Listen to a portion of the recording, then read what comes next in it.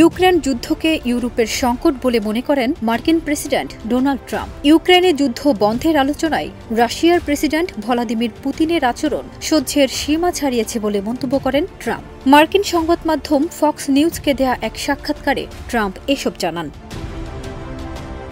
Ukraine ও রাশিয়ার প্রেসিডেন্টের জেদের কারণে ইউরোপে চলমান সংঘাত নিরসন কঠিন হয়ে পড়েছে বলে মন্তব্য করেন এই রিপাবলিকান প্রেসিডেন্ট। তিনি জানান, ইউক্রেনের প্রেসিডেন্ট ভ্লাদিমির জেলেনস্কি যুদ্ধ বন্ধে রাজি থাকলেও এখন রাশিয়ার প্রেসিডেন্ট ভ্লাদিমির পুতিন বেঁকে বসেছেন। আর শুরুতে শান্তি আলোচনায় রাশিয়ার আগ্রহ থাকলেও ইউক্রেন থেকে এ বিষয়ে ইতিবাচক সাড়া পাওয়া যায়নি। প্রেসিডেন্ট নির্বাচনের প্রচারে ইউক্রেনে যুদ্ধ বন্ধের প্রতিশ্রুতি দিয়েছিলেন উল্লেখ করে ট্রাম্প জানান, তিনি ভেবেছিলেন ইউক্রেন যুদ্ধ বন্ধের আলোচনা এগিয়ে নেওয়া সহজ হবে। সাক্ষাৎকারে ইউরোপের শান্তি প্রতিষ্ঠায় আমেরিকার চেষ্টা অচিরেই সফল হবে বলে আশাবাদ ব্যক্ত করেন তিনি।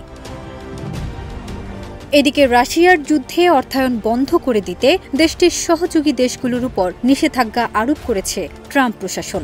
রাশিয়ার উপর আরোপিত নিষেধাজ্ঞা দেশটির অর্থনীতিকে ভয়ানক পরিস্থিতির মুখে ফেলেছে বলে দাবি তাদের।